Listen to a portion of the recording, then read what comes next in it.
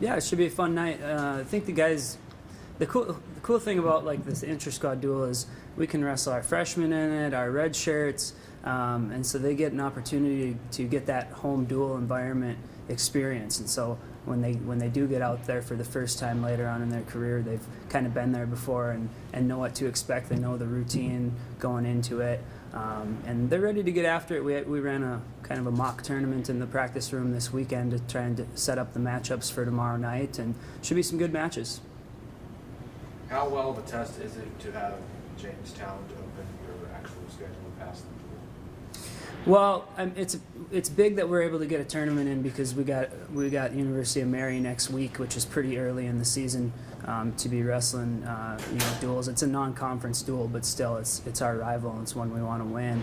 And so I think it's important that we're able to get some matches in over the weekend here to kind of get shake the rust off a little bit and figure out what we need to work on here heading into next week.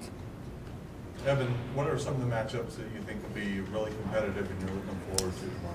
Yeah, I think there could be some matches that may determine our starter. 125 Dean Arvalo and Brandon Michael should be a great match. I think they went into overtime here this weekend. Tyler Sharon is going to wrestle a freshman, Nathan Baca, and we're expecting a pretty good matchup there for the 165 spot. Those are a couple that come to mind. Our heavyweight may be determined based off of this match. Josh Vigil Harrison versus Jake Belland. Those are some, I guess, that come to mind. How about your lineup? Do you feel like you can fill most of your spots? Or? Yeah, we're going to have pretty good depth this year, better than we've had in the past.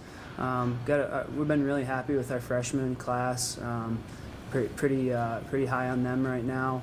But we also have a little bit better experience this year. We got a big junior class with some guys that have been in the lineup for quite a while with Keegan Berry and Zach Berry, Dean Arvalo, Parker Osterman, Michael Rangel.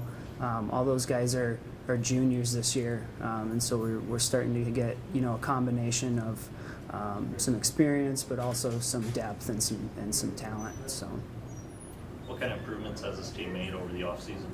Well, I think our guys worked hard in the off season, and we had a few guys that were working for the Jay Robinson camps as camp counselors. A group of them stuck around here to train throughout the summer, and then a lot of these guys go back home and get to wrestle with their clubs and stuff. And so we were pretty happy this fall. They came back ready to go. They were in pretty good shape, and it's just a hardworking group of guys. So it makes my job a lot of fun.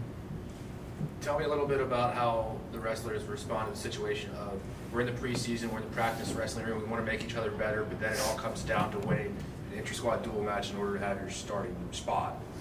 Well, there's a lot of pressure that goes with it. I mean, you put a lot of work in, and we've got about 37 wrestlers, and there's 10 varsity spots. So it means something to make the team, to make the varsity. It hasn't always been that way here. Just last year was the first year where we were even able to have enough guys to run an inter-squad duel. So that's what we want, though. We want that competition at each weight, and we're starting to get there.